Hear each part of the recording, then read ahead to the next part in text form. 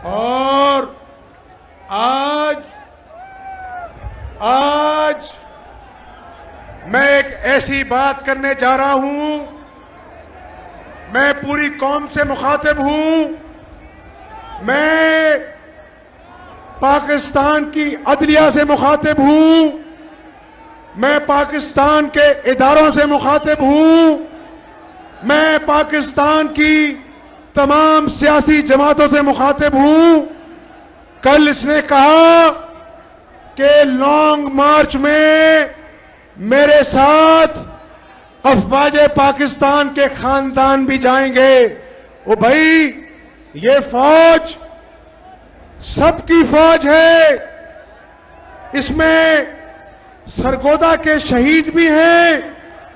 मैं उन शहीदों की मां को दोनों हाथों से सलाम पेश करता हूं और उन शहीदों की मां को भी सलाम पेश करता हूं। लेकिन इमरान नियाजी को बताना चाहता हूं और इदारों को बताना चाहता हूं कि यह शख्स न आइन को मानता है, न कानून को मानता है, अदालती फैसलों का मजाक उड़ाता है, इदारों को ललकारता है। यूरोपीय यूनियन जिससे अरबों रुपए की हमारी तिजारत है उनको नाराज करता है, चाइना को करप्शन का ताना देकर नाराज करता है। अमेरिका एक सुपर पावर है, उससे हम बराबरी के ताल्लुकात चाहते हैं, इज्जत वाले ताल्लुकात चाहते हैं।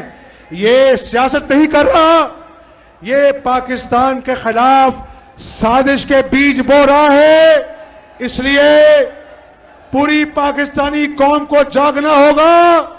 और एक मिनट इससे पूछना चाहिए कि इमरान नियाजी 4 सालों में, सरगोदा के नौजवानों मेरे सवाल का जवाब दो, अपने दिल पे हाथ रखे। 4 सालों में एक मंसूबा गिना दो, एक ऐसा मंसूबा बता दो जो इमरान नियाजी ने आपको दिया हो 4 सालों में, बताओ। तो इसलिए मैं बड़ी आजिज़ी से आपसे कहता हूं कि तुम इनकलाब का नारा लगाते हो, पाकिस्तान को तुमने बदहाल कर दिया। ओ इमरान नियाजी, किसको धमकी देते हो?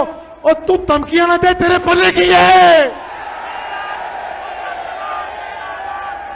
इंशाअल्लाह तोशा खाने की चोरी का हिसाब तुम्हें देना होगा। फॉरेन फंडिंग में तुमने डाके मारे, तुम्हें हिसाब देना होगा।